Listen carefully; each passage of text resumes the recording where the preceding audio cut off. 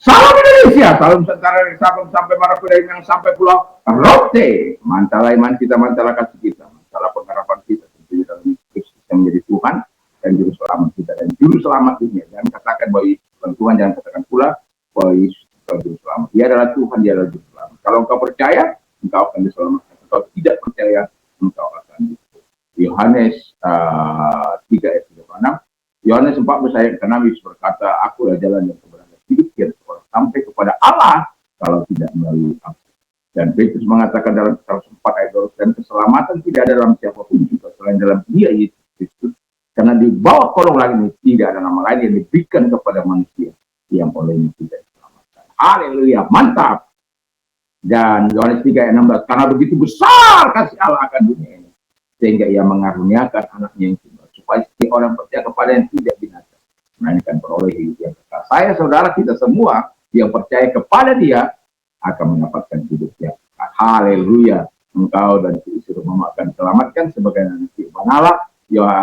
Kisah Rasul 16 ayat yang ke-31. Dengan hati percaya engkau dibenarkan, dengan mulut mengaku engkau diselamatkan, dan orang yang percaya tidak akan pernah dipermalukan.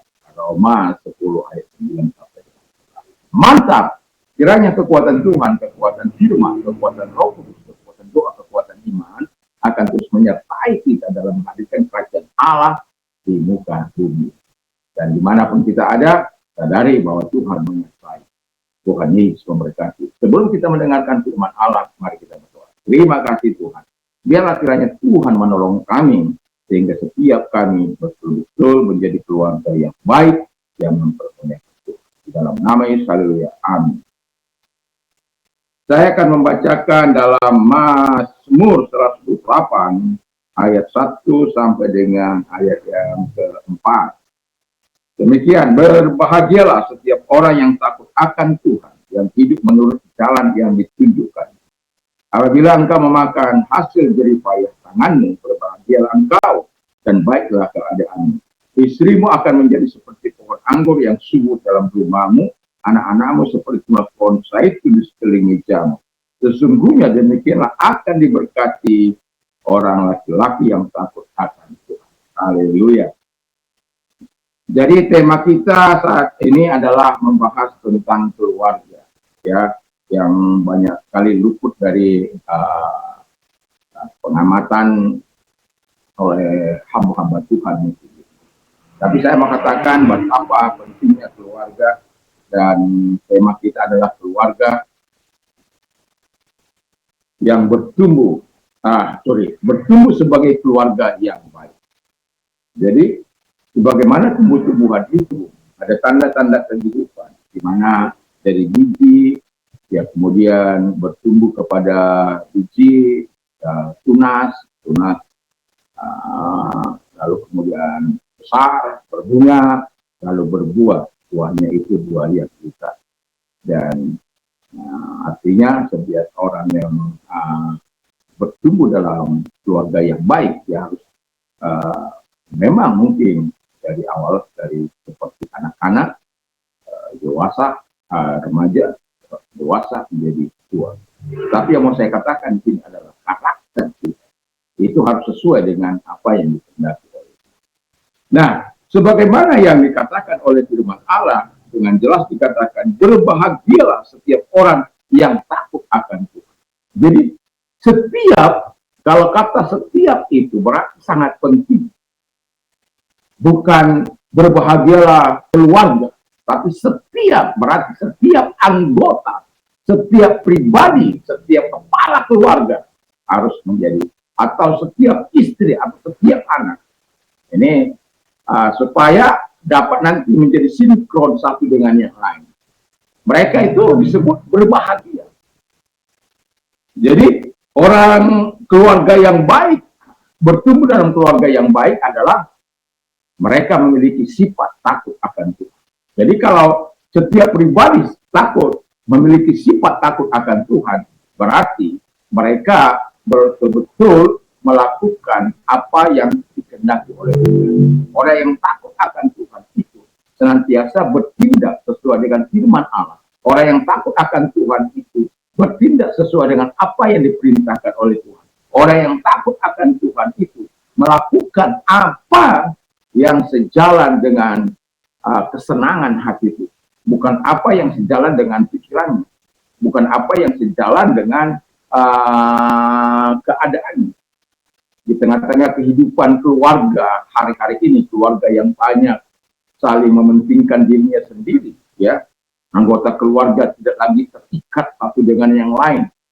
Ketika ditegur marah, ketika diingatkan marah, ketika sudah salah masih membentak-bentak kepada orang tuanya atau kepada keluarganya. Dan itu sebabnya kita katakan kalau kita mau bertumbuh sebagai keluarga Tuhan, milikilah ya takut akan Tuhan itu, sehingga kita nantinya akan menghargai satu dengan yang lain. Anak-anak kita menghargai orang tua, menghormati orang tua, dan anak orang tua menghargai anak. Jangan anak mau memerintah orang tua, jangan anak mau melakukan hal-hal yang tidak menyenangkan hati orang tua, tidak taat kepada otoritas. Sama seperti suami itu harus taat kepada otoritas istri. Dan demikian selanjutnya.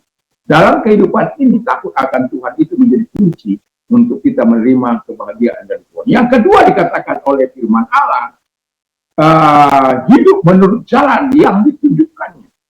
Pertanyaan saya, adakah keluarga kita, setiap anggota keluarga itu hidup menurut jalan yang ditunjukkannya? Kalau kita sama-sama berjalan menurut jalan yang ditunjukkannya, kita tidak perlu khawatir. Setiap anggota keluarga tidak perlu khawatir, tidak perlu takut, karena setiap anggota keluarga memiliki komitmen untuk hidup menurut jalan yang ditunjukkannya. Bukan jalan yang saya tunjukkan, tapi jalan yang ditunjukkan oleh Allah. Jalan yang saya tunjukkan kadang-kala ada implikasinya. Tapi kalau jalan yang Tuhan mau kita jalani, itu adalah jalan yang menuju kepada kebahagiaan. Jalan yang menuju kebaikan. Jalan yang menuju peran Allah. Jadi, biar kita berjalan di dalam tuntunan Tuhan.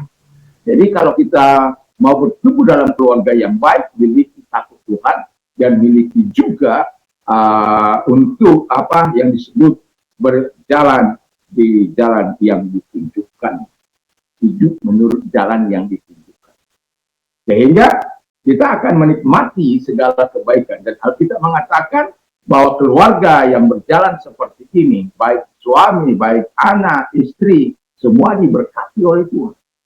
Dan kita yang akibatnya adalah keadaan kita menjadi baik.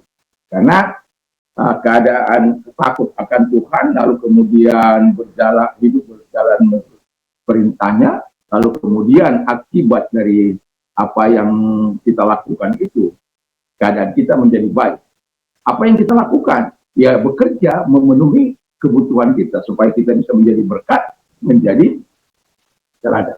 Dan itu sebabnya keluarga diminta supaya hidup menurut standar kebenaran firman Allah. Jangan, ya kita tahu sekarang ini bagaimana gaya hidup modern, modernus, dari kata modernus, ya di mana konsumerisme, hedonisme, lalu kemudian materialisme menjadi hal yang sangat dipuja-puja dari masa ini. Tetapi kita memang tidak bisa menghindari gaya hidup modern, tetapi kita harus menyaring yang menjadi sebuah hal yang positif. Di mana kalau orang menunjukkan hidup yang menganggap barang-barang mewah sebagai ukuran kebahagiaan atau kesenangan, ya kita tidak. Kesenangan kita, kebahagiaan kita adalah Tuhan. Tetapi kita tetap membutuhkan untuk hidup, tetapi bukan untuk bermewah-mewah. Walaupun kita punya hak untuk bermewah-mewah, kata firman Allah. Tetapi kalau engkau hiduplah untuk seturut dengan firman Allah. Hiduplah takut akan Tuhan. Ada gaya materialisme, yaitu di mana orang hidup dengan pandangan hidup, mencari segala sesuatu ya hanya untuk kebenaran saja. Itu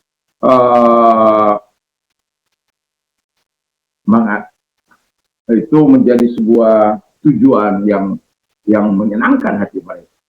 Dan yang ketiga adalah hedonisme. Hedonisme itu adalah di mana pandangan hidup menganggap bahwa kesenangan dan kenikmatan materi ya, itu sesuatu yang harus dikejar, menjadi tujuan. Dan karena kalau tanpa itu kita tidak akan bisa, ya kita tidak akan dihargai, tidak akan dihormati. Tapi saya mau katakan dalam nama keluarga yang mau dihargai adalah keluarga yang harus hidup sesuai dengan apa yang dikatakan oleh Tuhan. Jangan mata pencaharianmu yang disertai dengan budaya, jangan mata pencaharianmu disertai dengan korupsi, jangan mata pencaharianmu dilakukan dengan cara-cara yang tidak berkenan, karena keadaanmu tidak akan menjadi baik. Keadaanmu akan menjadi baik kalau engkau bekerja menurut tanganmu dan engkau disebut Tuhan berbahagia. Kiranya Tuhan menolong kita. Ini bagian yang pertama supaya kita menjadi keluarga ya bertumbuh menjadi keluarga yang baik. Memang tidak semudah membalikan telapak tangan, tetapi nanti sore saya akan bercerita bagaimana untuk menjadi keluarga yang baik itu setelah kita memiliki sifat-sifat yang Tuhan mau dalam hidup kita. Kita mau melakukan bagi hormat kemuliaan Tuhan. Kiranya Tuhan Yesus memberkati kita. Mari kita berdoa. Terima kasih Tuhan, kiranya Engkau menjadikan kami yang bertumbuh dalam keluarga yang baik, sehingga setiap kami Tuhan betul-betul berpegang pada kebenaran firman, sehingga kami tidak saling mengecewakan, tidak saling menyakiti, tapi saling memperhatikan. Terima kasih. Dan kalau engkau sedang sakit, apapun sakit penyakitmu, dalam nama Yesus segala sakit penyakit, kalau engkau orangnya arahkan tanganmu kepada Tuhan dan percaya bahwa Tuhan mampu menolong engkau. Dalam nama Yesus segala sakit penyakit yang mereka jangan keluar dan oleh diri oleh kuasanya.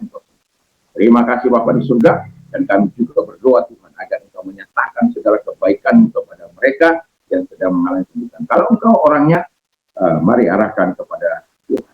Tuhan dia tangan-tangannya diarahkan kepadamu, kebaikan Tuhan datang kepada mereka, pertolongan Tuhan sesuai dengan kebutuhan mereka datanglah kepada mereka. Terima kasih, kami bersyukur. Baik yang sakit, baik yang mengalami pergumulan hidup, Engkau menolong mereka di dalam nama Yesus. Yang sakit disembuhkan, yang mulai masalah keluar dari segala permasalahan mereka. Terpujilah Engkau dalam nama Yesus kami bersyukur. Haleluya. Selamat pagi dan selamat kita beraktivitas, dan kiranya terang Tuhan akan terus bersinar, memberikan arah, dan kita tetap menjadi garam yang memberikan cita rasa di tengah-tengah dunia ini. Kiranya Tuhan Yesus memberkati kita. Mantap, mantap, mantap.